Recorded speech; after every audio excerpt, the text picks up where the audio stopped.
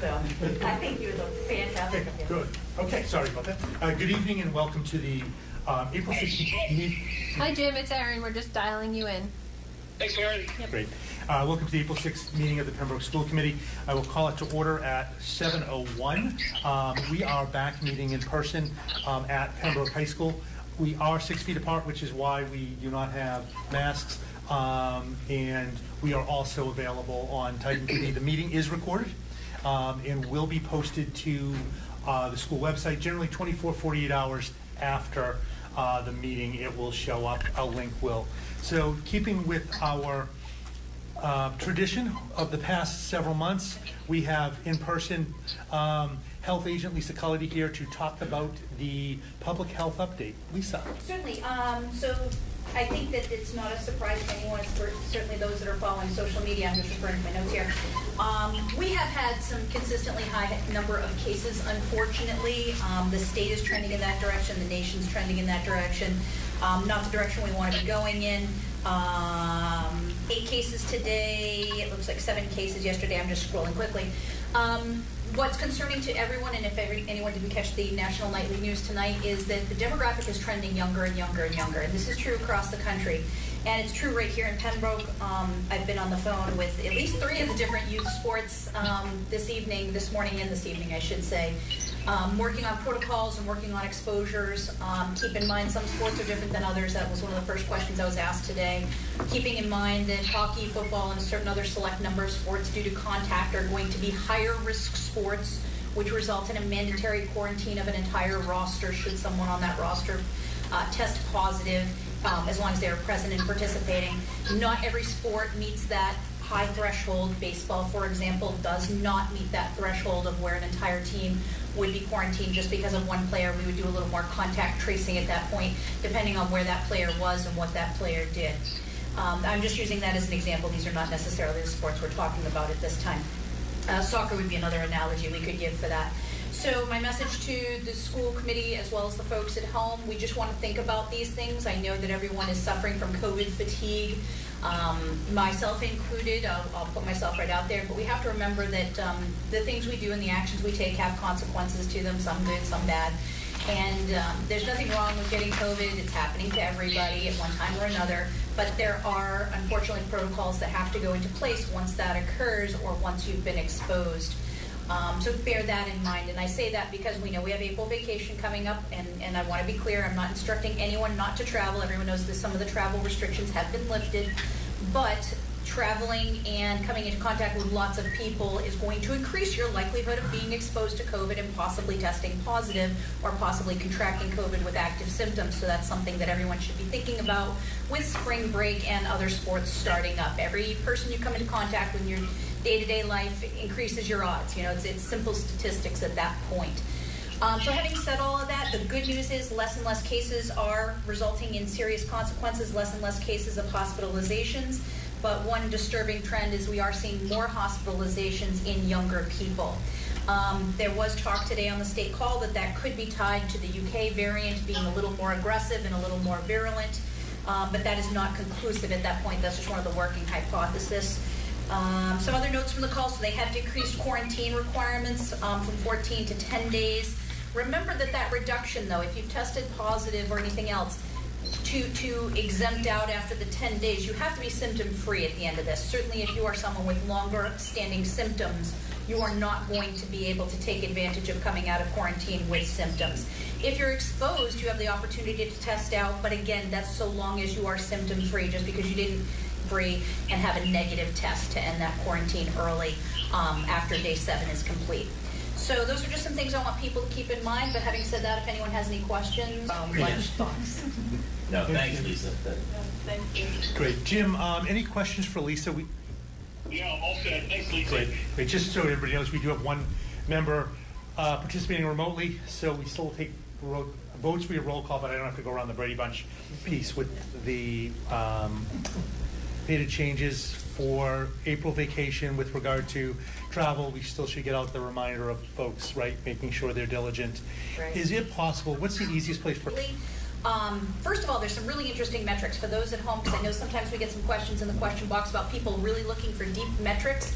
please take some time and go there. There's a little now, so if you're really into the numbers and the metrics, go there because there's a lot of good data there. But time to note, if people on YouTube, we know there's going to be some hiccups. We appreciate PACTV being here tonight and supporting us through this, but we will continue to do what we can to tweak. We know the public input and the public engagement has been great over the past 12 months we've been doing this.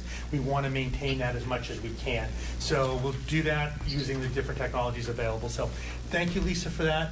I'll just remind the folks at home, Yep. if you are uncomfortable for whatever reason reaching out through administration, please make use of the Pembroke Town website. There's a hyperlink for my email. All the contacts for my office are there. Don't hesitate to shoot me an email. The only thing I will remind this board, as well as everyone at home, please give me 24 hours to respond. Obviously, I get a lot of calls, texts, emails within a day. If I don't respond right away, I promise I haven't forgotten you. I will get back to you at some point in time. But you can shoot an email that way because I know some people are uncomfortable with different formats. So that's just another way to communicate if you have some questions you want answered. Great, thank you, Lisa. Thank you. Good night, guys. Talk to you next week. Thanks. Absolutely. Actually, you won't see me next week. You'll see me in 2 weeks. Okay. All Well, right. actually, 3 weeks. 3 We weeks. weren't at meeting in 2 weeks. Oh, no. It's school Oh, that's vacation. right. It's school vacation. Everyone be safe at home. yeah, thank you. Thanks, Bye, Lisa. Lisa. Take Thank care. you. Take care. Thank you. Okay, so moving on through the agenda. Number 7, vote for ratification of adjusted memorandum of agreement with the Pembroke Teachers Association. Is there a motion to authorize me to sign the adjusted MOA with the Pembroke Teachers Association? So moved. Seconded. Okay, motion by Lance, second by Susie. Any discussion? Jim, questions or comments on the MOA? No, I took a look at it. I think everything's great. Great, fantastic. Okay, just because with Jim on, we'll go by roll call. For Lance, Yes. David, Yes. Susie, Yes. Jim, Yes. and I'm yes, so that's unanimous. So thank you, everyone, and thank you to the Pembroke Teachers Association on that MOA. Community Center Task Force is on the agenda for the next item. They'd asked to come in a little bit later, so while Town Manager Bill Chard is here, we're waiting for Andrew Sullivan, who's the chairman of the Community Center Task Force, and Select Board Chair Dan Tribuco to come in, and as soon as they come in, we'll jump to that. What we will do is we'll take the minutes for March 23rd.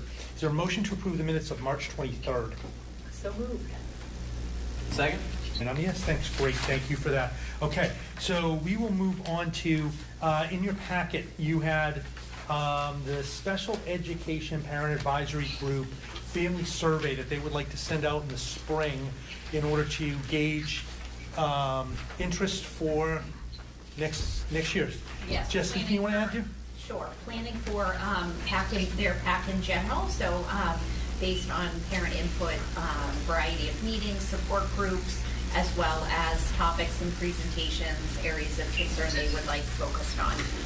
So Tracy Marino, on behalf of CPAC, asked that we submit this for your approval so that they can send the survey out sometime in the spring. And it's obviously for planning for the fall. I talked to Tracy earlier today. I think it's a great idea. I think, the third question with regard to what programs do people want is great now that we're starting to get more engagement and involvement from parents. I think this is good. Had a little bit more participation via virtual Yeah. options as well. So. Great. Questions on this at all? What thoughts? Just, is this being the new guy, is this the first time we've done this, or is this? So CPAC was reestablished last school year, it's- the end of last school year. So this will be their first full Yeah, year great. in a number of years. Yeah, great tool. Definitely. Do we have to make a determination if it's a guardian, legal guardian, or, if you got a grandparent or foster parent? I just, more on the liability of the. No, I think they're just trying to gauge their audience as far as programs, so. But you're thinking, is somebody going to potentially not answer it in that area or go to, is that what your question is, David? I'm not sure, so you said if you've got. So I think the difference in the first question was a parent or a guardian of a child with an IEP or 504, or just a parent interested in the information. So maybe someone who doesn't have a child currently in special education. So you- I think that was the difference. I think I guess you could do on the second one, parent/guardian as well. Okay. Are you even thinking, because we also use the term caretaker, which has a little. That was the word, That's what thank you're you. trying to That's get what we to? were trying to come up with. Do we need caretaker in there? Thank you. can add that. Jim, any questions or comments on the survey? No, appreciate it, Mike. Thank you. I'm good. So if we make those modifications, because rather than have this come back, I think we approve it and let them go. So if we can take a motion to approve the survey as amended, waiving our policy for a second read and approval. Is that fair? Is everybody okay with that? Yeah. So moved. Thank you, Lance. Second? So motion by Lance, second by David. Any further discussion? Okay, let's go by roll call. Lance? David? Yes. Susie? Yes. Jim? Yes. And I'm yes, so thank you on that. Great, I know Tracy was excited to get that through. So we will go through to the Return to Learn Superintendent's Report number 11. Return to Learn update. Sure. So I'm just going to give you a quick update and piggyback on some of the stuff that Lisa was talking about. So currently we have 15 student cases in Pembroke. That's pretty flat from where we have been the past 2 weeks.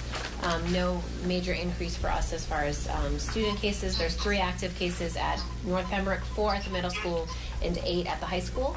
We currently have 1 active staff case at North. So though the numbers in the town have kind of gone up and down a little bit over the course of the past 3 weeks, our numbers have been pretty solid. There's nothing here that would cause me alarm as far as talking about a change in learning model. We have talked extensively at this table around why or why not we're reporting quarantining or non-quarantining students. Again, we do have some really small pockets in some of our elementary schools, so it is identifiable. Lisa did allude to earlier, there is some youth sport activity happening more at the secondary middle school level that's causing quite a handful of quarantines. Again, not necessarily school related, but sport related. But I know last week when we reported, we had a very large number of high school students quarantining. Currently, we have 16 total high school students quarantining. 11 of them fall off tomorrow. So the number at the high school is definitely well within where we'd like it to be. The middle school is where our attention is right now. Just reminding families that if your student has any signs of illness, please keep them home. I think as parents, we all make the decisions that we believe are right for our family and our students, but keep in mind that those decisions have consequences. Playing sports does have an impact if there's a COVID positive case. And just reminding folks that our learning model when you're quarantining at the secondary level is asynchronous work.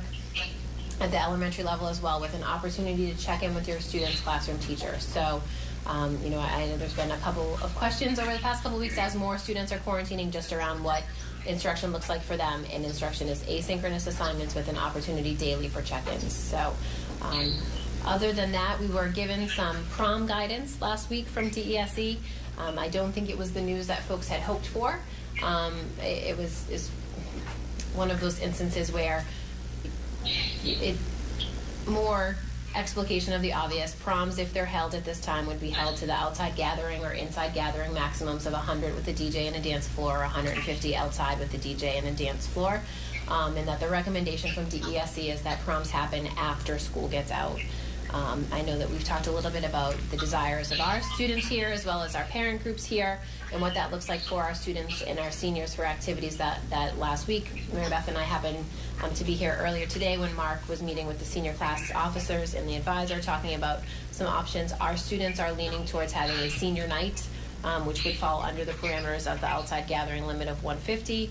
They're looking at their original date of their prom, which was May 8th, having it here at the high school with food trucks and music and games, but not a formal affair. The talk today was around how can we loop in parents. I know Promenade has generally been an occasion for parents to participate in that type of ceremony, so talking about some sort of senior walk or whatnot that happens on the grounds where people can line learning lane. So there's still some pieces of that to be ironed out. I know that there are several communities that were out front talking about traditional proms. They have all now started to backpedal. There's nobody around us that has a traditional prom scheduled over the course of the month of May, so we're not out of line with what we're planning versus what other folks are planning. But we are still planning on doing something in the traditional timeline of early May. I don't think there's much appetite administratively around having a prom after students have graduated from high school. So that's what they mean by out. They're not talking about when the seniors are out. They're talking about when everybody's out. Well, you're talking about after graduation. After graduation. How many are in our senior class? So our senior class is just under 200. As you can imagine, not all students choose to participate in school events, but I did talk with Lisa early on. I would anticipate not turning students away at the 150 if we're at 160 or 165. I'm really, working through Lisa and some parameters that we could operate safely under as far as the spacing that we're identifying and whatnot. That was my Yeah. concern. It's like, how do we, if we get 160, even 151, how do you Yeah. tell one no? Right. Thank you. I think that's it. Last questions? Anything? David? No, also, thanks. Jim? Makes sense. Thank you. Great. The last piece is just about the MCAS. So many of you may have seen that Commissioner Riley made a recommendation to the board to not hold the grade 11 MCAS this spring. The board has not voted on that at this point. So if you look at our school calendar, you will still see grade 11 MCAS dates. Once the Board of Education has voted on that, hopefully in favor of the Commissioner's recommendations, then we will remove them from our website. It's just one more step left in the process before When's we their can do next so. meeting? They're supposed to be meeting this Thursday. The agenda, I haven't seen the agenda yet, but I would anticipate the conversation being this Thursday. Okay. And they were originally set for May? They were set originally for the Yes. juniors for May, yes. May, that's right. Originally, depending on when originally is. When you're snapping your, January was Yeah. January's the new May, or May's the new May. which originally Let me were we rephrase. talking The about? last time I heard, I think it was May, The right? last, the last originally was, yes, okay. Can I ask a quick sidebar? Absolutely. Did wrestling get decided on yet? I That's something haven't seen anything yet No, from it was- wrestling. That was supposed to It's be not last listed week. as a I thought it spring was last sport. week, that's what I said. It's supposed to be Why? April 1st, and I haven't Yeah. seen anything, and Brian hasn't mentioned That was anything. why I asked our vote to be where it was, because we could call some type of remote meeting if it comes during vacation week or whatever. Yeah. We can figure that out. I just thought it was in our best interest as a district not to hold the other sports waiting for that. Right. There's the feeling, because the MIA is requesting it, and they ran NCAA wrestling, that they'll Yeah. approve it, but you don't want to, right now, if we've learned anything in a year, is not to count on something happening. So it's all good that way. Just real quick, just again, for those people who might have questions. There is a question in the mailbox. Perfect. Before you read that, just remind people, if you do have questions about any of the items we had now or earlier, it'll be scinfo@pembrokek12.org. Again, scinfo@k12.org. We do put it at the bottom of our agenda. We'll make sure we keep repeating it during the meetings. Came in? Yep, the question in the mailbox is just around drop-off and pick-up at Bryantville. It seems as though there may be some backup of cars creating a bit of a bottleneck for some of the school buses. So I'll reach out to Dr. Galligan tomorrow and see if we can do a similar staggered pickup like we have at North to move the cars around the building instead of lining up. So Great. Other than that, no other traffic issues. I saw the cones as we were driving up here.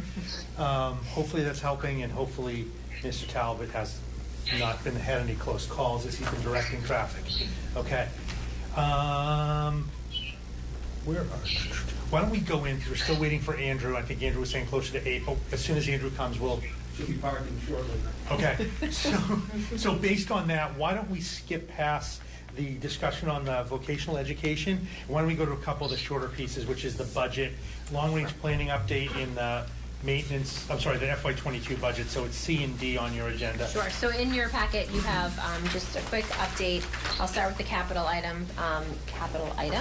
So I had shared with you the original draft of Article 5 for the town meeting warrant, just around the placeholders that were in there for the school department.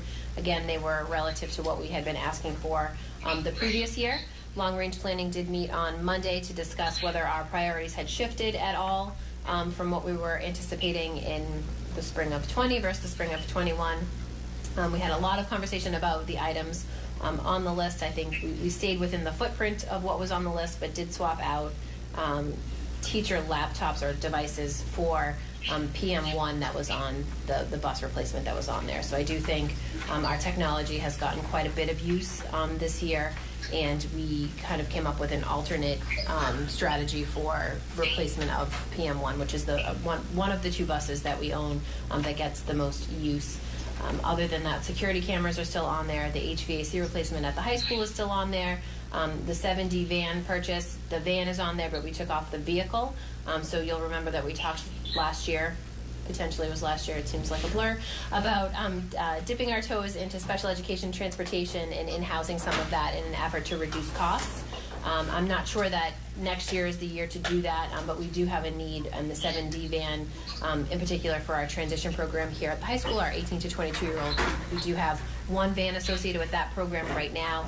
That program is growing, and the ability to have those students in job placements with our job coach, as well as the other staff that support that program, facilitates the need for a second van. The only other change on here is some capital associated with the curbing and paving project that we had talked about here at the high school. So replacing that crosswalk that is should be adjacent to the junior, that doesn't exist, parking lot, to facilitate crossing for students. So we had some conversations with the DPW 2 years back about the curbing and relocation of that crosswalk. That's not something that was within their operating parameters, but something that we would be looking as part of our capital expenditures to be doing here at the high school. Questions on this? No. Only the comment to make on the HVAC with the last item in 125. So there's a potential for that to be grant funded, and if that gets grant funded, then we would use that money towards the replacement of the roof units at the high school. Just a little bit of history on those. They're circa Silver Lake that need to be replaced. So we need to make some of the changes on those. That's just gives us flexibility depending upon what the grant funding looks like to expedite that project, which is now a couple years behind where we thought it would be because of where we've been with COVID. So The teacher laptops, do we maintain ownership of those, or do we, so that's definitely our property? Okay. So lease purchase, right? So we do have some devices here in the school district that are lease purchases. Teacher devices right now are not part of that replacement cycle. Some of our student devices and some of our other technology, like the LCD projectors and whatnot, with the longer useful life, are part of our lease purchase, as opposed to the teacher devices, which generally we get 3 years out of. So, but they are our property, yes, not the teachers. Thank you. talk about where we are on the budget. I'd love to.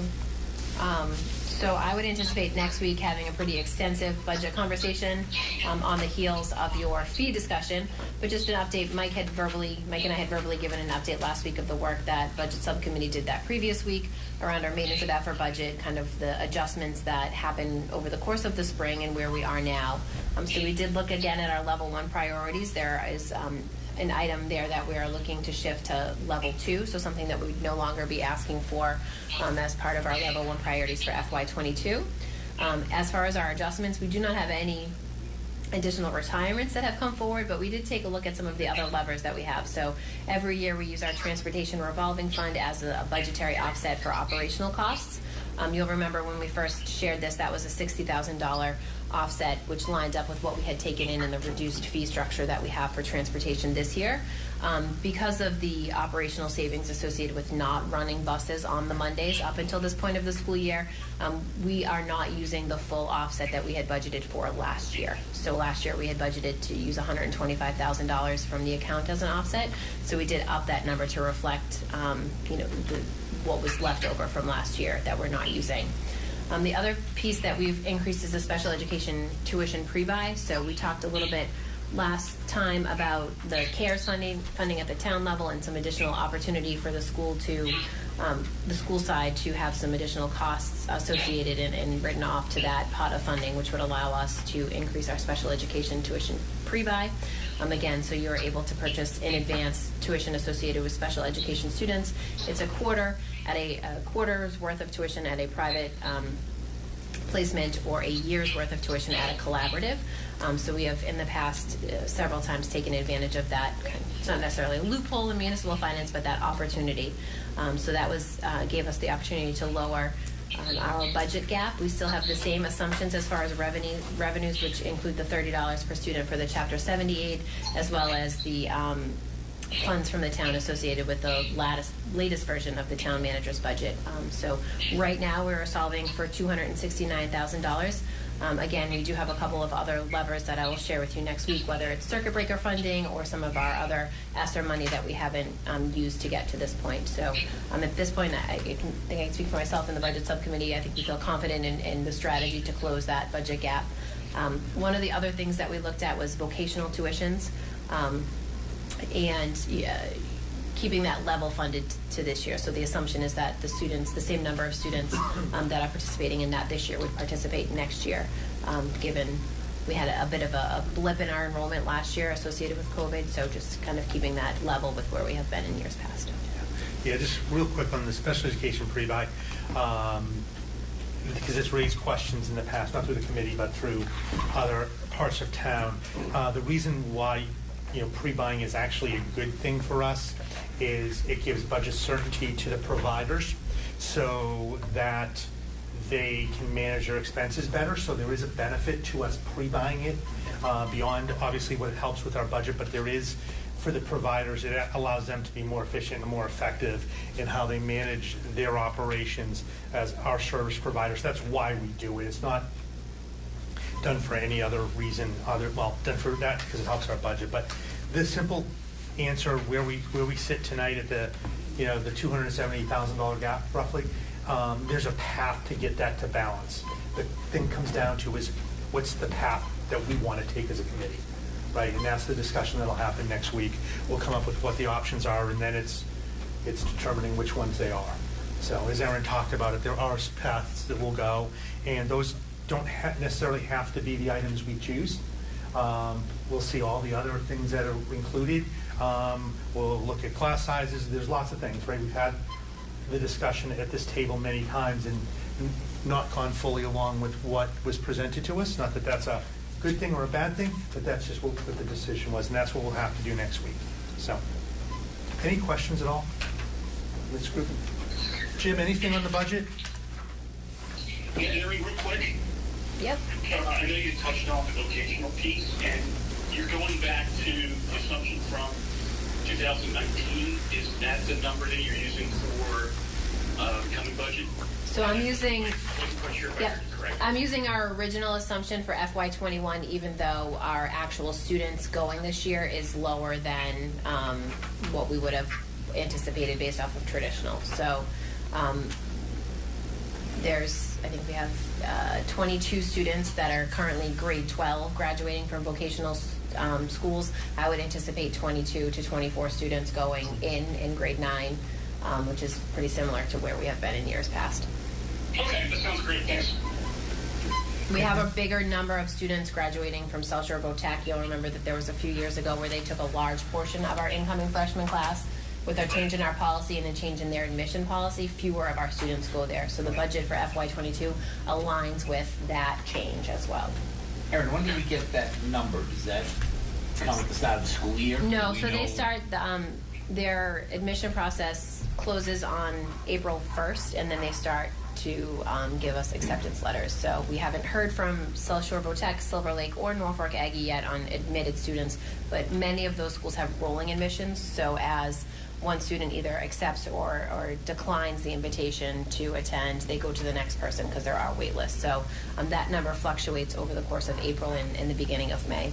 Now, do they have I guess a declining timeline? They offer do, you yep. So they 7 give families, I think, 7 days to accept the Oh, offer. so Yep. they don't find out till August 1st No. or something? Oh, No. okay. Thank you. And then we don't get we get charged based upon the October 1st enrollment. Right, that's- Because we know, well, that's obviously how the state funding is set, right? That's the magic date, and how they set Chapter 70. But then on the same side, we could gain students back in district who start to go, right? They may say, oh, the bus ride is too much, long, right. or this is not what I really wanted, and they can come back. As long as they come back before October 1st, we're not charged tuition for that year. Yeah. And we would gain the State Chapter 70 reimbursement, right, yeah. the following year for them being in district. If they come back after October 1st, clearly we're going to welcome them back. But we paid tuition for the year, and we've also eliminated our ability to get, so it's kind of a double whammy. Ouch. Yeah, but obviously we want to do what's best for the student, Sure. as we talk about vocational opportunities in a little bit. But if we're good on budget, okay. We have with us Town Manager Bill Chenard, Select Board Chair Dan Tribuco, and Pembroke Community Center Task Force Andrew Sullivan here joining us tonight to talk about the community center. Andrew, would it make it a little easier for you to show anything on the board, lean it against the board, or show anything drawings that way? That way you can also get on camera. I have posters that stand up with some renderings of the proposed building. Maybe I could just do this with work? Absolutely. Okay. Yeah, let me do that. How are you all this evening? Thank you for having us. Gosh, we presented to you last year, Mike and I, right? Was that, Yes. It was just before the pandemic. You and Mike Right. Morris came in. Yeah. We're at North Pembroke Elementary. right? And, I think the materials we presented to you then haven't changed a heck of a lot. There's been some small iterations, but we'll give you the Cook's tour here. This is 1, 2, 3, 4, 5. I don't have a lot of these. We're sharing them, okay? Sure. This one. This was the architect's presentation back in February. Back in February, the architect Joel Bardman at the town hired to do a phase 1 study of the community center. This was their findings and presentation to the town. So this is what's depicted here in these drawings. Some of the newer developments that's happened since we last met. The building's been value engineered a little bit since our last meeting. The architect and our committee have met extensively with Sue Roach, Chair of Pembroke Rec, and Gretchen Emmons, Chair of COA, and other stakeholders. So the plan's been vetted out quite a bit. Our committee's been meeting for some 3 years now. Probably could take a year out of that because of the pandemic. But the committee's been hard at work for 2+ years to get to this point here. So we were queued up to put this before the town or town meeting last May, before the pandemic hit. But of course, that derailed everything. So town meeting now coming up again here this May. We dusted off the plans and rolled our sleeves up and looked at if there were any changes that need to be made after a year's time, and very little changes to the overall design at this point. So the presentation here, you can flip through it and see. I'll just give you some of the highlights of the building. It's 35,000 square feet. It's housing both Pembroke Rec and Council on Aging. The existing building is in disrepair, so that, part of the cost is the demolition of that. There's hazardous waste in the existing building that'll have to be remediated. We've got proposals in the $350,000 range to remediate that building, another $650 roughly for demolition, so about $1 million to get a clean site to start with. The numbers are coming in around 19 mil for this 35,000 square foot building. Some positive things that transpired is there's no state municipal projects going on with COVID to speak of. There was a real dry spell.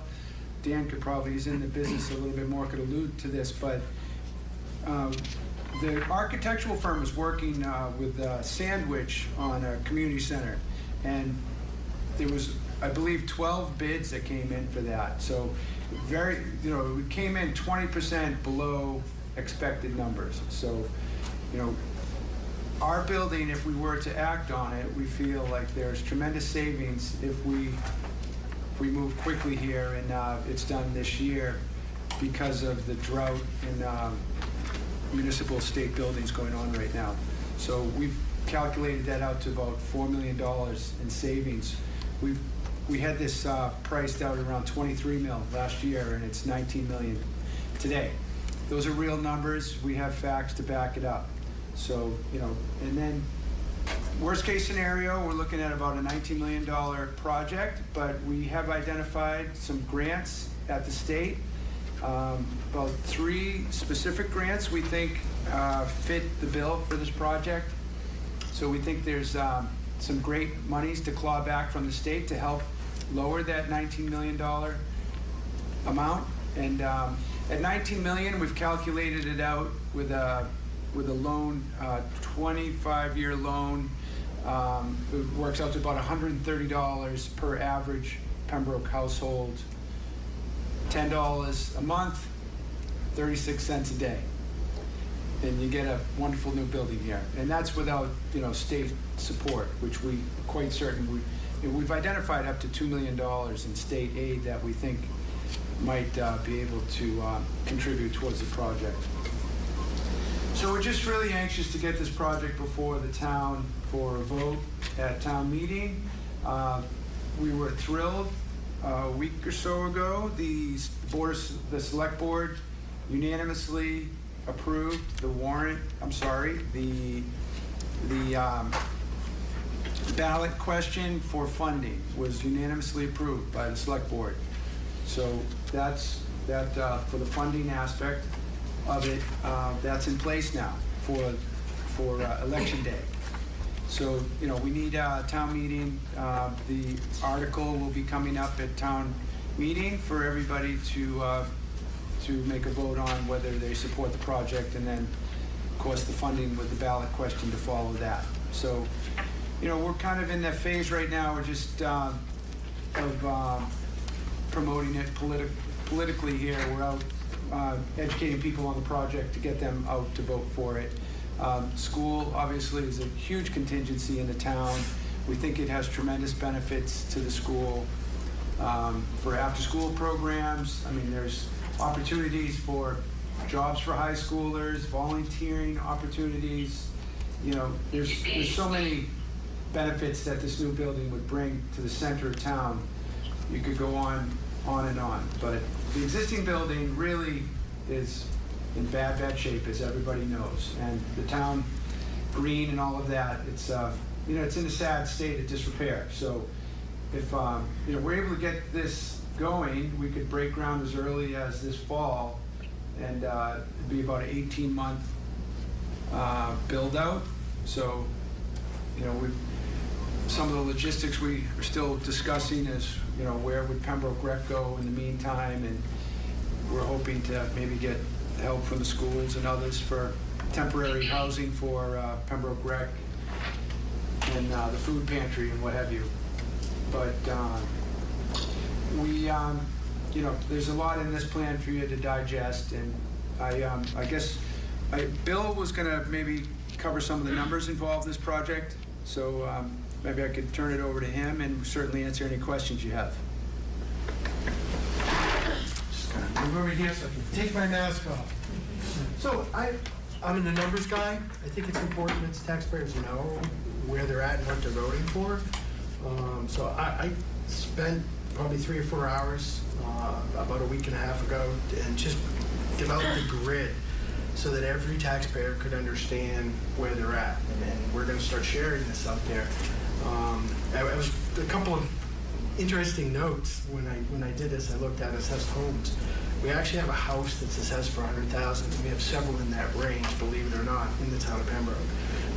And when I talk about houses, I'm talking about single families. As Andrew said, the median is $423, and as he said, that's roughly $130 a year on average. For a 25-year period, it's actually $128.98 if we use a 2% interest rate. And I'm going to talk about interest rates and where they're at, municipal bond rates, and the importance of that as I get through this. But so on the low end, it's an annual average of just over $30.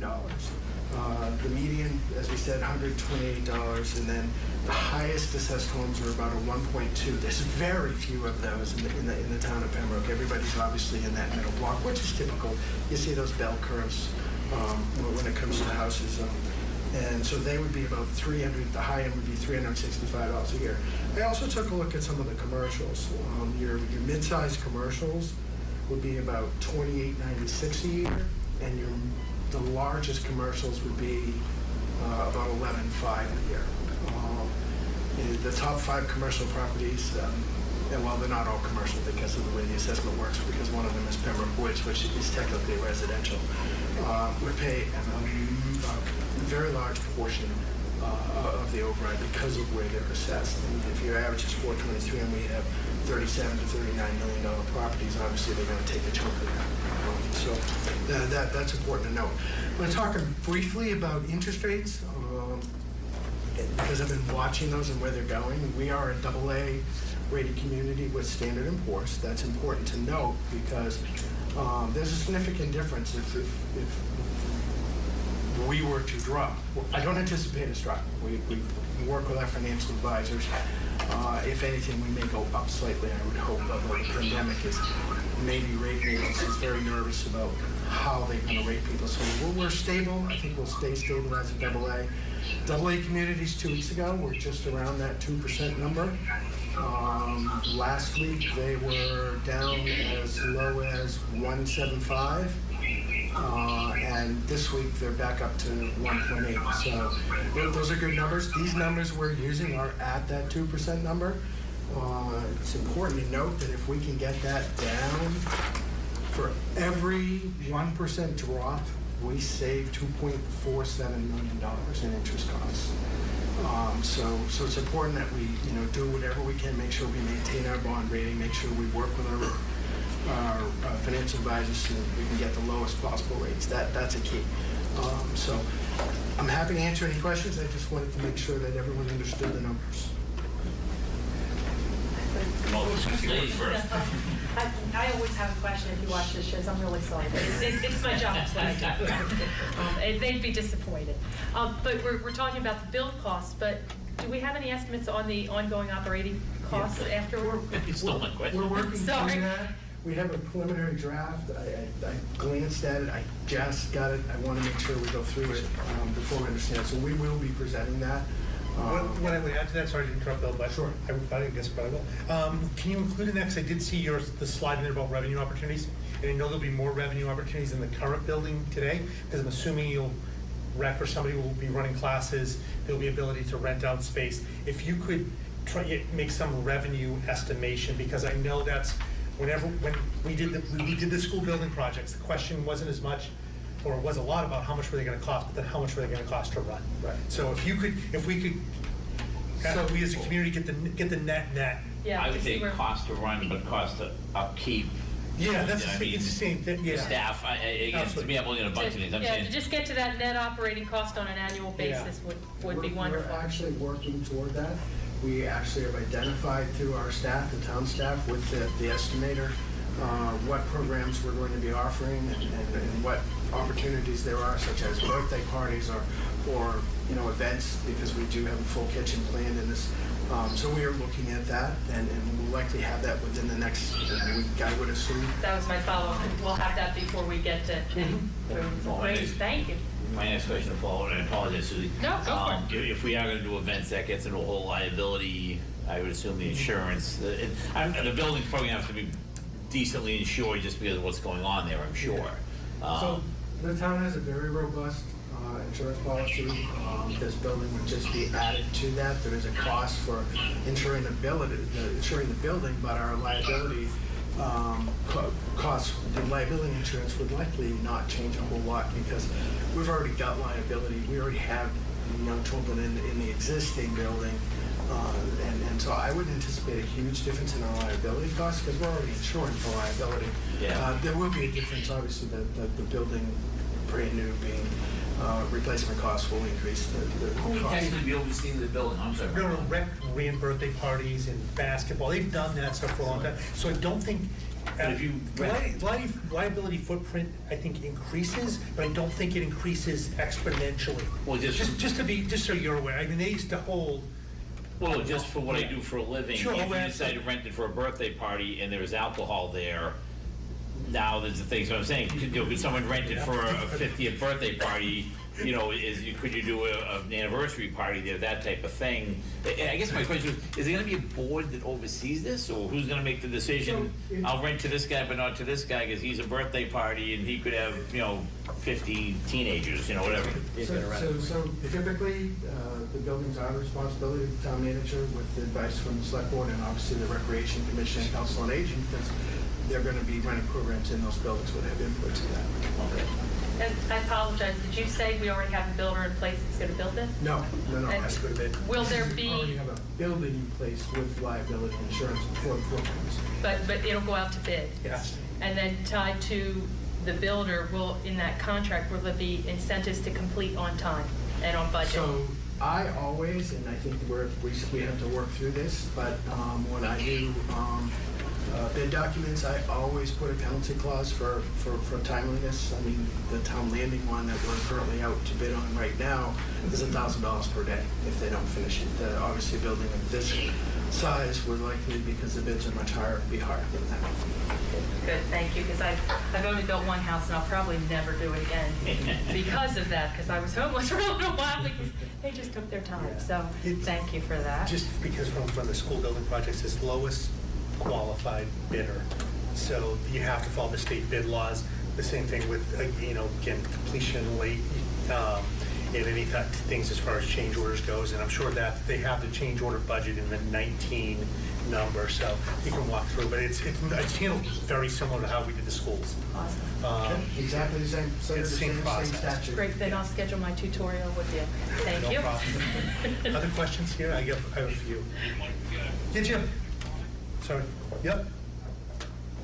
Go ahead, Jim. What do you have for questions? Good day. I couldn't be there tonight, but appreciate you guys making the trip and the presentation. This is more of a comment than a question, but you might be able to help me out. Listening to the information tonight, seeing what's been put online, I don't think Pembroke as a whole understands how close we are to making this happen. Do you guys feel the same way?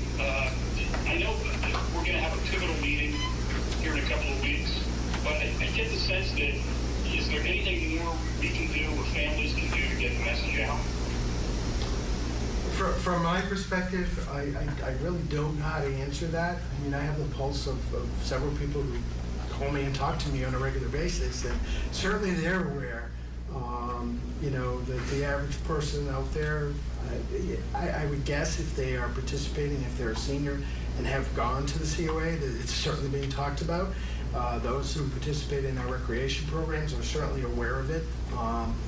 The folks that don't participate in any of those programs, that don't watch public meetings where we've talked about it, may not be aware of it. And I think it's important that we work to. It's the sense that, so many people are interested, so many people know that there's a process in place, and now all of a sudden we're getting to a milestone, and it's exciting. We just want to continue to make sure that people know that we really are very close to a good decision. Mike had alluded to once before, really piqued my interest, that you guys do mailings, I think, right? That if we had... So what we've done, just so as town committee, we clearly can't come out and say, vote for the item. It's would be an ethics violation for us. However, what we can do, and what we have done for other questions in town, mainly, we've had school issues. We've had, whether it be the override, the roof project, the school building projects, if you go way back, we used to send home things in backpacks. What we can do is we can inform. So anything that's non-biased, we can distribute through, our email blast, through the community email blast and things like that. So as long as it says, factual, like, you talked about square footage, what would be the uses for? Right. When you get the run rate, the net operating cost to it, the 25-year bond at using a 2% interest rate, $130 for a $423,000 home, whatever. As long as we state the facts are, we can distribute that information. If we start to go into, if you don't do this, your property value will decrease. That's where we start to cross the line. We just can't be, as a committee, we can't be political. As individuals, we can go out and support the cause. Do you do like a weekly email blast, or how is that? Yep, so we do a community blast weekly. I think it's Wednesdays, and then we do like a school building specific blast every Friday. So if we vetted out a one-pager, we could look it over and Absolutely. potentially include that. So I think that would be very helpful. I mean, we have a social media presence, and we're doing that, and we're doing some signage and all. But we really, at this point, we're just trying to get the vote out. And I mean, for us, we want to make sure we get the information out, right? Because we want to make sure everyone's educated on what they would be voting for on May 15th. Because the way it's looking right now, May 15th is locked and loaded for the ballot.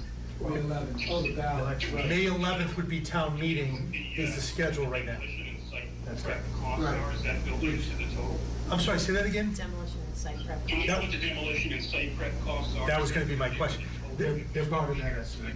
They are, yeah. That's included in the 19 million, because the question I do have for that is, and Andrew, we talked about this, there's, eventually at some point that building has to be raised, right? And Yeah. what's, based on where it is today, how many more years could it actually function before it would have significant structural issues that would close the building?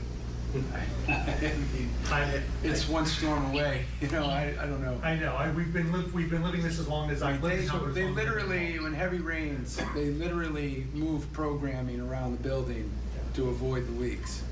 And, you know, it's really bad. I mean, parts of the building, you know, the old bingo area, that whole wing has been shut down and it's not even used. Spent many Saturday nights in that bingo hall, not Right. playing. You're dating yourself, Mike. I know. But, yeah, no, we're trying to get the word out as best we can, and we've got lots of facts and figures to share with people. We want we don't want any surprises at town meeting. We want everybody to have all the information. And we're just crunching some new numbers. We do have some operational cost studies that are just coming in that are going to be very helpful. And we've asked both Pembroke Rec and Council on Aging, you know, to do some programming estimates. What can you do with this new expanded facility for programming? So that'll be helpful info. Can I just hit on a few questions? You know, one Sure. comment I would say, the one thing just from our experience that people asked us for questions around some of the school projects, what's the impact of property values of doing this? Clearly a revitalized community center of town adds to the allure and adds to the attraction, but it also, you know, maintains. And that's just, I don't know if it's something you can calculate or what, but I do anticipate that question would come up. I do have a question, Bill, on your bond rating. S&P has us at AA. We, not many years ago, we had an issue mainly around amount of stabilization that was going to cause us to get downgraded. And I know a downgrade in these times is about 25 basis point movement.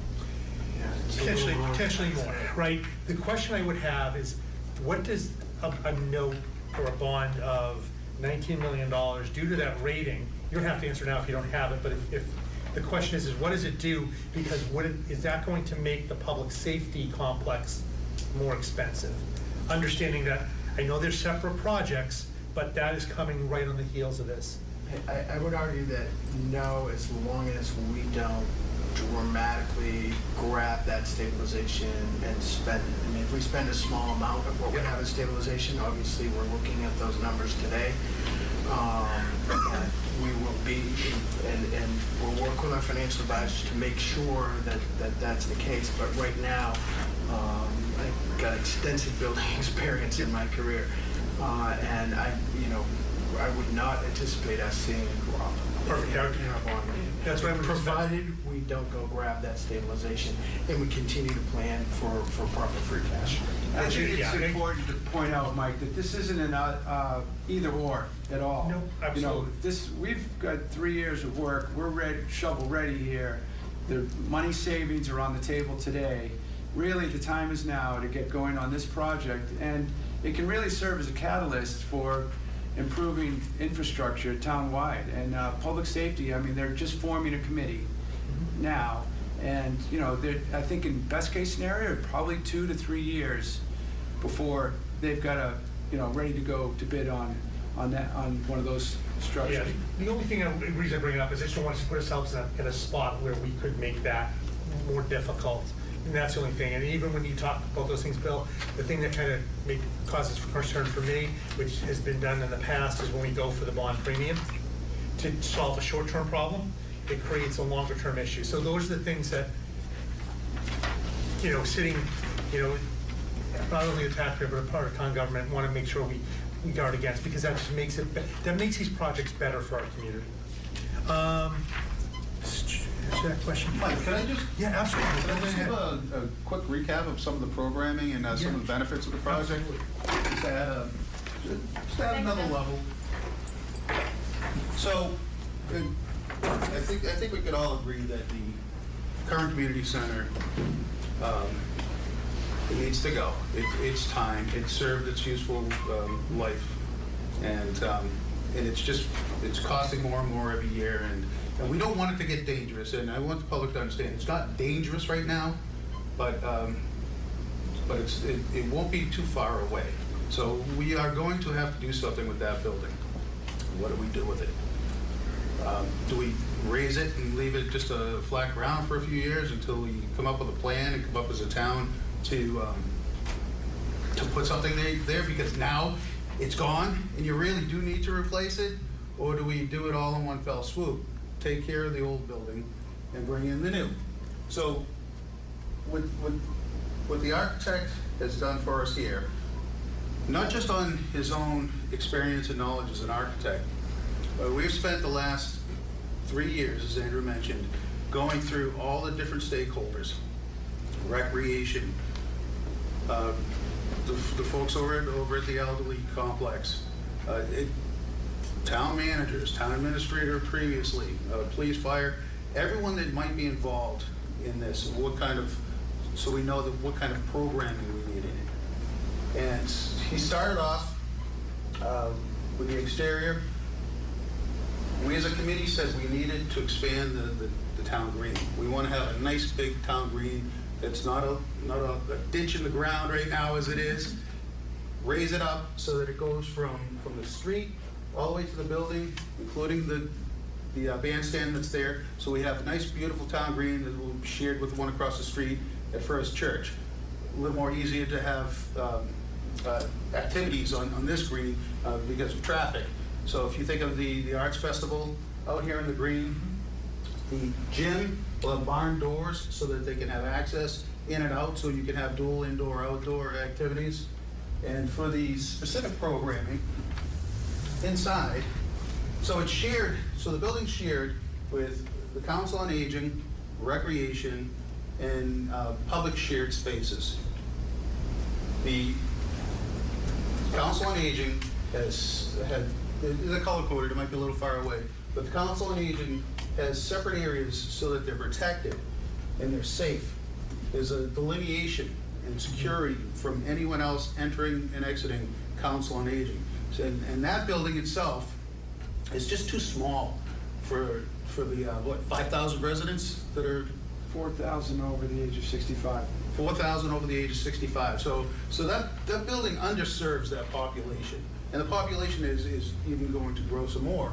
So we have taken care of our seniors by providing them safe space, safe access, private rooms to have, talk to tax people, talk to state people, health folks, so that they can have the privacy. Assistance. Exactly. And then the other parts of the building meld into shared spaces that can, children from after school can come here. One of the things that, you think of an old rec center with a pool table or ping pong table. One of the things that are really popular now with the kids are video game rooms. A couple of nice screens on the wall.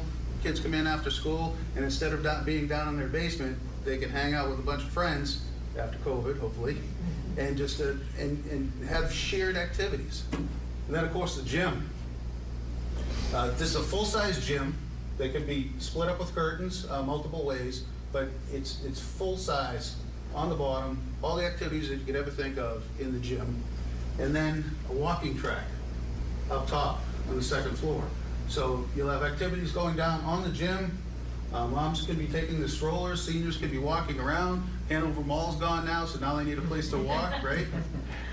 So this was very well thought out, and it has all the services and amenities that this town needs. And then that's great for the building. The recreation center, they have so many programs right now that they just can't fill because they don't have the space. The folks over there are chomping at the bit to get this building because they have programs in their mind that they want to expand. Not just the ones that they have, ones that they just can't do in town, that they want to bring to Pembroke. Most of those are fee-based. Mm-hmm. So the numbers that we're showing you here have no impact from from any state funding, no impact from any fees right now. So we're just telling you the raw numbers, 19 million. That will be offset, and we'll try to interpolate what those numbers could be, but we don't have the numbers now, so we don't want to lie to the public. We want to be as honest as we can. So that's the building. That's the building and the occupancy and use in the building. But when this thing is in the middle of Pembroke Center, I think it'll just cause a revitalization of the center. Even if it's just a feeling, it might not be buildings going up all around to revitalize the center, but just a feeling, a sense of, wow, we're a community now. And I think that in itself is worth consideration for people to consider voting for this. And that's what it's going to take. It takes 2 votes, a town meeting vote and then a ballot vote. It takes them both. And it could go either way. Towns have done the ballot one first and the town meeting one second. And I say that because with COVID, you never know about town meeting. We have the date set, but if somehow we have a hot spot, we have to push it down for public safety.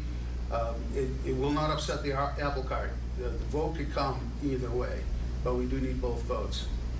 And I'm a fan of this. I've been working hard with Andrew and the rest of the committee on this for a long time, and I think Pembroke needs it. I think the town center needs it, and I think the people need it. I mean, it's a long time coming. I was talking with Debbie Van Riper earlier tonight. Her late husband, Brian, was on with the first committee. Right. And first of all, she said hello, and she said nothing would please her more than to see what Brian and that original crew started. And she said that you talked about turning the papers over to you. That's right. The need is there.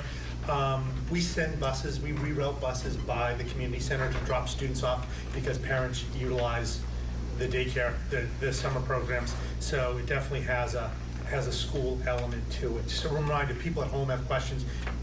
If we're all covering this, SCinfo at Pembroke K-12, we can see if you have any. Do you have one other question? Because this was really helpful and informative. Andrew, we talked potentially about the Hatch building, which we're not using today, needs renovations. Second floor is unusable. The building has to be used for educational purposes. That's how it was deeded to the town.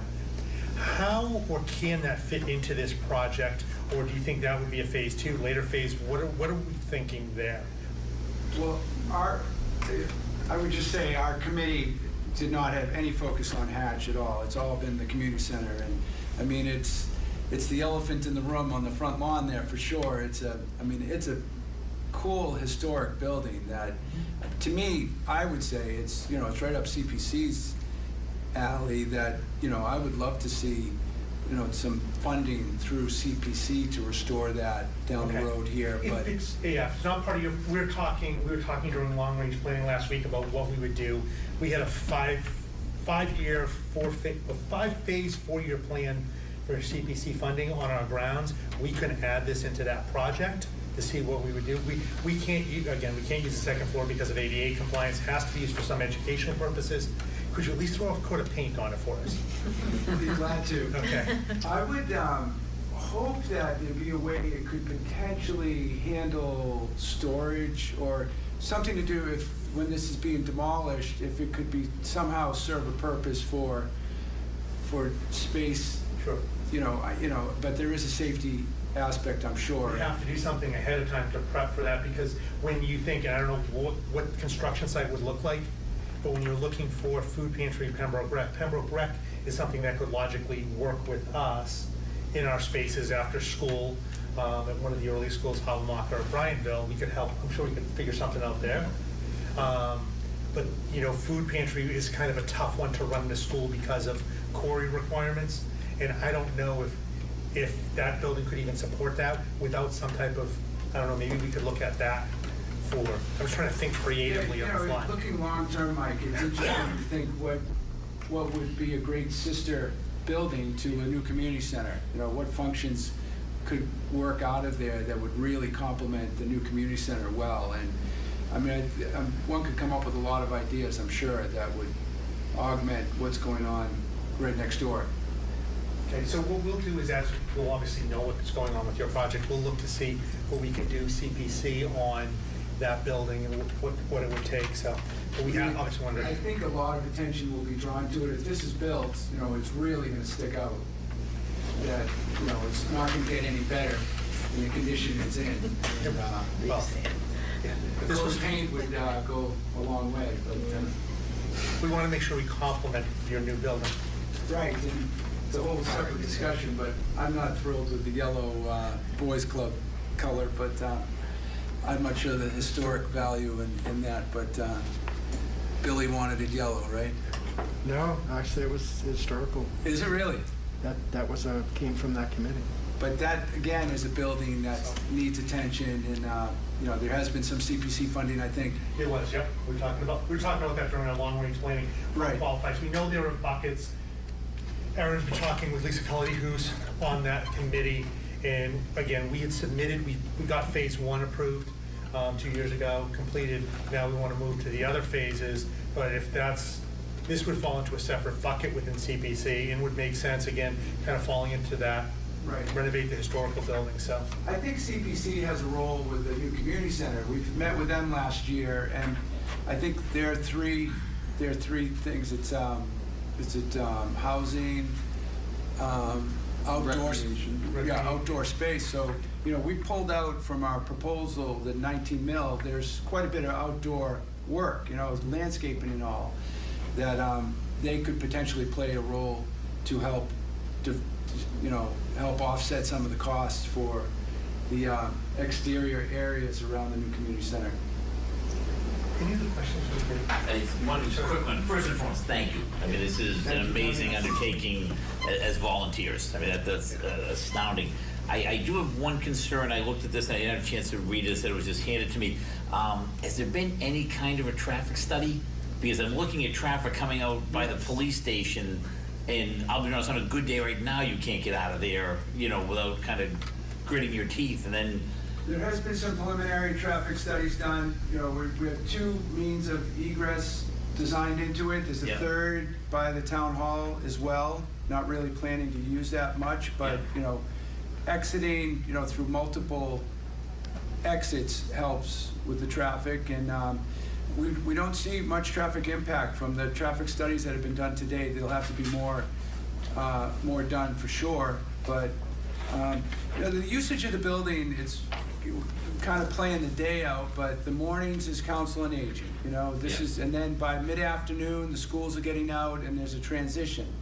So, it's kind of staggered throughout the day, and I really hope this building, it's going to be free for Pembroke residents. This is a town building, so it's not there's no fee-based thing here. There'll be, programs that are fee-based for usage, but really it's to be a town building, free for the public of all ages. But at night, maybe we can carve out, let's say it's 7 o'clock or 8 o'clock. Now's our time to generate some revenue with court rentals and what have you. You look at some of the rates they're charging up at Starland. I mean, this is going to be a beautiful double court here that will have great revenue potential. So, at the evenings, that could be another flow of traffic coming in for renting out the courts for basketball tournaments and what have you. But the architect that did all the phase 1 work did some initial traffic studies, and the big thing was the means of egress, multiple means of egress that helps with the flow of traffic, and it doesn't. I'm not sure it's better to have them kind of come in one way, out the other. Again, past history, some things I've worked on, I have found it a lot better if you can kind of bring them into the right, pull them out to the left, as opposed to people trying to pull in and out of the same entrances and exits. And that's what they're depicting here as far as traffic flow. with that. How's that work at Starling? Oh, well, I mean, It doesn't. Yeah, that's, but they don't have a parking spaces for that. I know it says that. That's a whole different That's animal. not a good comparison to. I know, I'm completely joking, you have a lot more going on. Yes. No, I think it's fantastic. That's a because- valid point, traffic is, parking and traffic, these are topics that come up frequently. Yeah. Well, it's just like I said, depending on the time of day, like any town, you know, if you go into Pembroke Center about 7:30, 8 o'clock, there's a line coming out of Dunkin' Donuts half the time, and you're sitting there, some guy's waiting to get his coffee, he sits in the middle of Route 36, and you're going, you're kidding me. There's going to be 900 Dunkin' Donuts in this guy's spot. Yeah. Monday through Saturday. It's insane, Right. and then... It's a valid concern. Well, I used to pick my kids up at the library, you know, from tutoring at about 4:30, 5 o'clock. And the same thing, you could almost die waiting for someone to let you out either way. And then the crosswalk right there, it's kind of like winner takes all. So I just, again, I'm on board. I think 100% I'm with you. I just Heading concerned out of about town, that. maybe that, you know, the driveway by the police station is a great way, if you're headed that way, that could remove a large number Yeah. of cars that aren't, you know, there's definitely some options with the size of the site. I would do the answer. I get paid to get to yes. I don't get paid to get to no. So Okay. I want to figure out how to make this work safe and sound for everyone. So Right. Yeah, I agree. Anything else from the committee? That's good. Conversation? good. No, we Jim? just Sorry, want go to thank you. ahead. Sorry. As one who's run a facility like this for most of my career, it's needed in this community, right? I think we know what a building like this can do for the community, what it brings, and how it brings its members together. My encouragement just is continue to your point, you want it open to the community, so your programming works perfectly because, like you said, the seniors are in the morning and the kids and the families are at night. So a facility like this can definitely coexist very well. Your programs that you run, hopefully they help cover your operating costs, right? So that way you can do all this. So I would highly encourage you to keep that path going and look at those programs that you can do that because there's great opportunity there. So we're excited to see where this is going, and Right. I know there's a few more things to work out, but again, my experience we'll share. The more you can get out, like you did with the tax forms and things like that today, that people understand really the value added for this and how little it really is going to impact us as a community and the benefits that will come out of it. I highly encourage you to continue that, so that's great. Yeah, out of all the things, the one part to me that, because you can get the community spaces or, you know, the basketball, people, I guess the youth sports still can rent the Wilson Inn, but to me, the senior aspect of it, and replacing the Council on Aging, to me is a big piece of this, because if you've been in the Council on Aging, it's not a big building. It's the old library, and, you know, our seniors are definitely in need of something better, you know, especially with the numbers. We studied the COA, and under 200 residents use that structure. It's small, and many seniors are forced to go to neighboring towns to Council on Agings, and you know, it's a shame that we can't provide the services right here in Pembroke for them. There are 4,000 over the age of 65, and that number is growing rapidly. So I didn't realize it was that big of a number. That's out of 19,000 population, 4,000, right? So, and it's growing. right. Jim, any last comments or Donation Committee? No, just a thank you to everybody. And when I hear this, give it a thumbs up. I mean, that's a good thing. So, cool. Thanks, guys. Appreciate it. Great, thank you. Thank you so much. I know Thank you you're for busy, coming in. so Appreciate your time. appreciate it. Talk to you tomorrow night. Thank you. Thank you, guys. Thanks for coming in, gentlemen. Hey, Dan.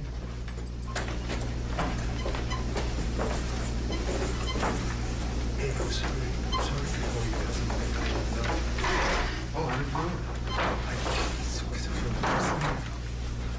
I'm very sorry to hear that. I didn't even tell her family. I will. Appreciate you saying that. Sorry. Yeah, thank you. And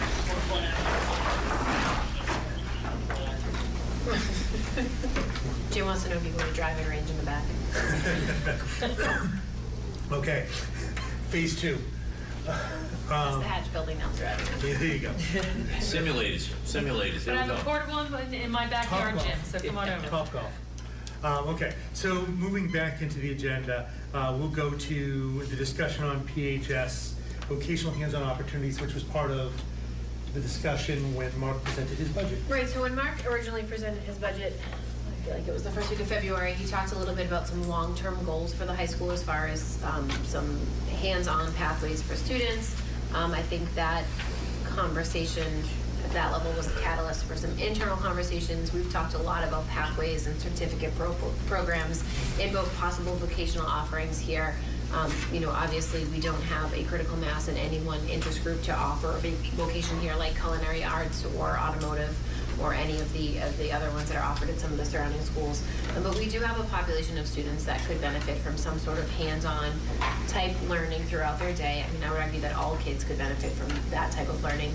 But at the same time, we do have a portion of students that don't necessarily identify as on a college path necessarily to go to college as soon as they graduate from high school. So our goal when we looked at this was to figure out what is some skill set that we could get students over the course of their 4 years of the high school that would better prepare them to enter the job market. Is it, we've made some small steps with some of the, we did, I think, medical terminology, so Latin elective almost.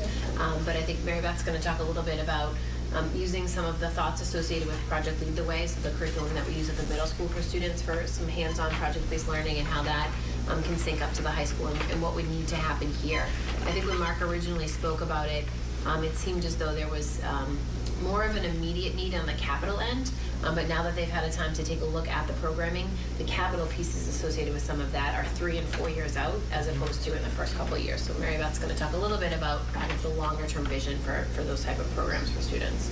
Yeah, so when Mark and Brandon were here and they were presenting on sort of the way technology could further improve students' experience here at the high school, I think that their further conversations sort of went in two directions. One was with an immediate need to create some kind of maker station, invention station kind of place for kids to take their integrated technology learning to another level. So we've talked a lot in the theory of technology, teaching and learning about what they call the SAMR model, which is substitution. Use your technology to substitute, to augment, to modify, and then to redefine. We feel that our teachers have really moved along in that model due to COVID over the past year. And we're at a place now where modification and redefinition is the place where a lot of teachers find themselves looking at their curriculum and thinking about how do I want students to demonstrate what they know and what they can do. And some of these principles align with integrating technology into the way kids could respond to questions, challenges, and project-based learning. So that was one direction of the conversation that was presented when Mark and Brandon were talking about their conversations and what they want to do. So that would be less of a capital need. That would be something more that we would fund and, maybe over a couple of years through our general budget, but would include reimagining this library space in a different series of stations where there would be different places for students to work collaboratively, have 3D printers, have, Brandon has a bunch of fancy names for some of these things which are new to me, but he's talking about an Ellison paper cutter and Creality CR10 3D printers, Promethean boards, so. But nothing meets that threshold of capital. Nothing that high. So it's all under, so if we were looking at the total budget, what is the total budget? And so for that, for that maker space idea. Right, and we have a lot of the pieces. So where we just were in that Titan Tech lab and in the room next door is an innovation space already. A lot of the pieces are already here. Some of the expensive pieces are the shelving and that kind of stuff, and we already have all of that, the green screen, the portable green screen, and all of that. So he did come up with a budget associated with it. Which is under $10,000. For all of the pieces that they need. Okay. So. And that's including furniture, consumable supplies, so something that we could imagine and have happen here in this space without a capital expenditures per se. Let me ask a slightly different question. As we've met in this space many times, and we've had conversations about the space in the library many times, right? Because of the change of how, just basically changes in learning, less books in libraries, right?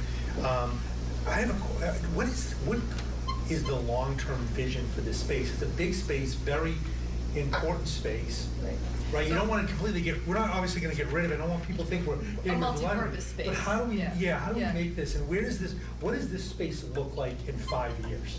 So this space used to be full of stationary desktop computers, right? This was computers on here. Desktop computer. It was a computer lab. Right. And there were computer lab on the other side. Right. And there were probably 50% more books. Yep. What is it? Is this 50% less books? Sorry. Yeah, I don't know percentage-wise how I would calculate that necessarily, but I do know that Brandon and Mark have gone to a number of visits at different schools and taken a look at how those libraries are organized, and what they're really turning into media centers and collaboration stations, so to speak, so that students who are in a study hall have an opportunity to to access technology that they might not necessarily have at home. Or they might not be in a 3D printing class or in a class that lends itself to that, but they could still learn those applications and use those things to complete their learning or to complete some work. So that's, I think, you would see different stations throughout this library. There might be a collaboration station where you're brainstorming with plexiglass, where kids are writing and drawing and coming up with their models, right? And then you might have a station where it's like a boardroom where people are discussing and devising and creating their plan. You might have a place where these the technology pieces are. So it's going to be a mix of that, you know. And you also obviously want to make sure that you have places for students to go and study and think quietly and have an opportunity to do other work. So I would see this as being, this is such a large space that there's plenty of room for us to create those different types of work opportunities for students. I guess what I would say, or would like to see come out of this, again, from what you said, brings you back to some college tours where you go to innovation centers, Yes. right? Where there's no carpeting, it's concrete everywhere. The walls that you talked about, you can write on, hopefully write on the right ones. Yeah. The right marker. I've seen people do it the wrong way. Oh, yeah. So, Markers, yes, many times. markers. But I guess the point I would say is, what does it look like? How do we get there? Because the other piece that I didn't hear you talk about, but I think of 3 years ago when the robotics team went to Indiana, Mike Morris and some other, as a parents and teachers and students went in August and competed in Yep. the internet. Right? Yep. Do we get a bot room? You know, again. So Ms. Grace, who teaches our computer science, has quite a extensive collection of bots going on down there. So there's We even talked about, it's a you know, huge space. Battle bots. It's a very, Oh, I love very that. large. And we talked about, is classroom. that where the capital is? Is it knocking down a wall downstairs to create a larger space between her room and the room next door? But I think of them as a two-pronged kind of mission. So we're talking about two different things. We're talking about a general access environment where any student can come and be a part of using that technology. And then you're talking about a different pronged approach, which is what we were talking about with Project Lead the Way, which ultimately in year 4 would involve a capital expenditure because of the types of computer integrated manufacturing devices that you would need. So it's almost like a CAD/CAM kind of environment that you'd be creating. And that's a 4-year plan through Project Lead the Way. Now, there are some schools that have gone off and done that on their own, but we've had very good success with Project Lead the Way at our middle school. All of our middle school students take 3 modules of Project Lead the Way learning during their time there. And they have a very clear pathway for an engineering certificate, which actually means something upon graduation. So it's something that you can be employed with. So. And it's a strict curriculum, and so there are 2 ways I'm thinking of the way we want to start to integrate, and I wouldn't call it vocational, but hands-on learning, more technology-based learning. Like Erin said, we don't have that critical mass to support any one type of shop, but we do have a number of students that are interested in learning how to use these materials and how to use the different applications. We're trying to get to them, employ, so they're employable upon graduation.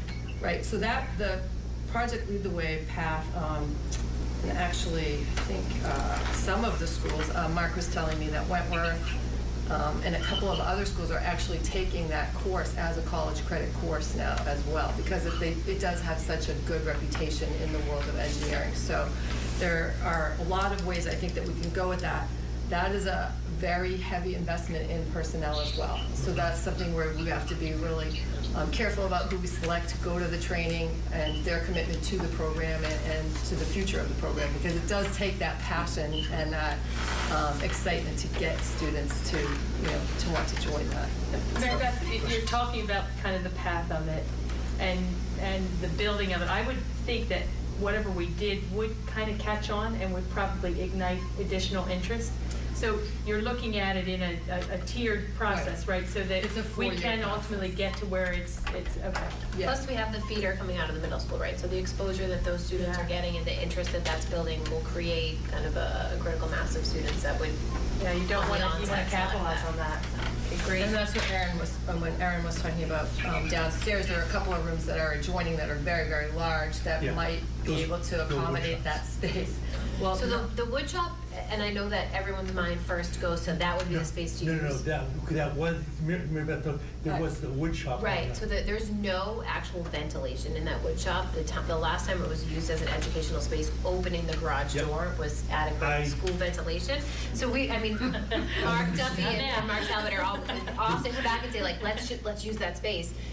Given the age of this building, the renovation and remodel on it, it wouldn't make sense to open the building envelope to create a usable space down there. I get. But I think many people remember that there was a shop here, Yes. right? And I think that's when you're thinking about these opportunities, your mind automatically goes to, there's already been a space dedicated for that. We even were talking yesterday, this room on the original plans for the high school, where we're seated, was a home economics room.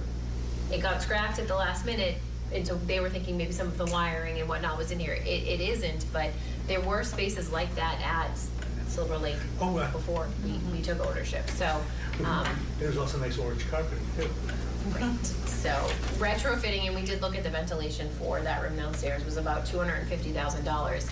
And even if we were to figure out a plan to do that with capital, the number of problems that would then open up because of the age of the building. I just think of the space when you talk about a big open room. I remember when we were touring the building, going to where it was. So no, that was more, not that there was a wood shop and we recreated it, but that's what was in that spot. So, Lance, David, questions or comments? No, I think it's again, there was nothing on my radar, and then you mentioned it, I'm saying, oh my gosh, that's a great idea.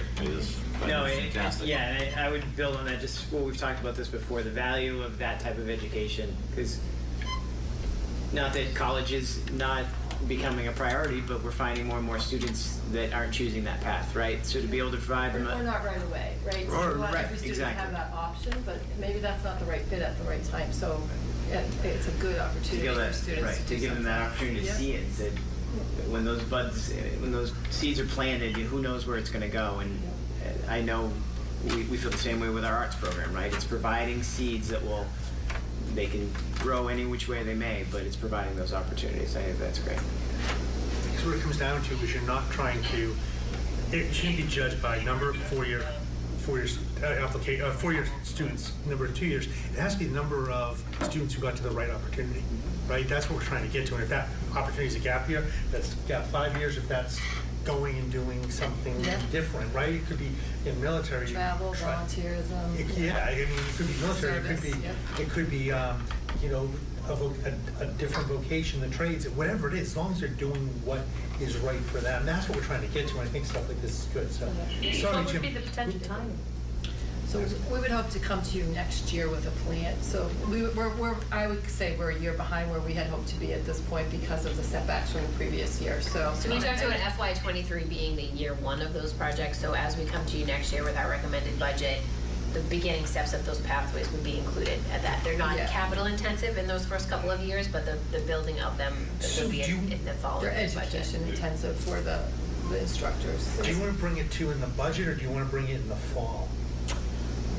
I think it would be part of the budget process because there is a significant investment in human capital that it entails, and we would need to be kind of ranking it amongst what are we doing, what could we do different to facilitate this. I think it'd be interesting tied to the post-COVID. I'd like to think that we are going to get to a post-COVID thing. Right. I'm also interested in where our kids land for next year, in the sense that what we've seen as far as vocational applications, more of our students are choosing the tech-based vocations at those schools as opposed to the culinary arts and cosmetology-like electives. That's generally what we hear from parents when students are looking to go to South Shore Tech, the technology associated with those vocations and shops over there as opposed to Silver Lake. I think Jim was going to age himself. Yeah, sorry, Jim. Hey, Mary Beth, I was exposed to a program quite a while ago called Introduction to Vocations. And it was a year-long program that rotated students through various career opportunities, whether it was medical, technology, trade-related. And of course, back then, they utilized the local shops within the high school to augment that.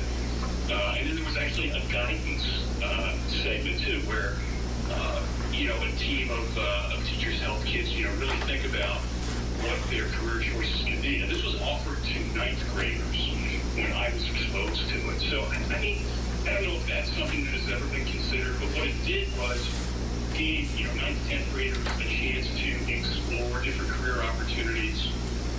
When you went through the medical program, it wasn't just about being a doctor or a nurse. What does it mean to be a rad tech or a radiologist tech or a dietitian? So I don't know if that's really where Mark's coming from, is trying to give the opportunity for exposure to these different career opportunities that are not university-based. Right, and I think that's what... I don't know if you've been exposed to a program like that. I found it to be kind of intriguing. There's a cost and there's a time component there, but if you never run across anything like Right, that. that's what the 9th grade year looks like for students per the state in an exploratory vocational program. So our students that go to Silver Lake or South Shore VoTech are exposed to at least 6 vocations before they make a selection. So it's kind of like our orbit model at the middle school. I think to do that and to do that justice here, I don't think we have the capacity with our current structure and staff to run it in a way where students would actually get enough of it. The model I was thinking of is a little bit different. One is it's not tied just to the curriculums that are offered within that facility, and it's also offered to all students, not just students that are thinking about a track toward vocational education piece. Just a thought, scrambling ideas, if that's something that people have been exposed to. Yeah, we can look around and see if there's anyone with a model like that we can take a look at. Absolutely. Anything else on this? Okay. One quick question. Freshmen, I know usually have a pretty tight schedule as opposed to your senior year. There's room within their schedule, I guess is the question I'd be asking, or? Right, so freshman year, your schedule is tight because it backs up against PE, right? Right. So PE is a semester course, so students are often pairing PE with a directed study in the off semester of PE. So there is some opportunity there to the first kids at that grade level to get in. All right, that would make sense. Thank you. Anything else? Okay, so with that, good thing we came in person because we set a land speed record. So we have next week, we'll talk about the budget and fees, so it's pretty much all budget the whole time for the entire evening. We'll be back here in person at the Pembroke High School Library for those who wish to join us in person. If not, if you have questions before the meeting, if you see the agenda, scinfo@pembrokek12.org. Please also give feedback on anything with regard to logistics as we work back to in-person learning, and we try to keep some type of remote participation option available. We're going to work on sharing some slides next week too with the setup here, so we'll see how it goes. Please just bear with us as we get back to better logistics. We knew the auditorium, the acoustics was poor at best, so we're trying to get better. So with that, at 8:35, we'll take a motion to adjourn. So moved. Second. Motion by Susie, second by Lance. Lance?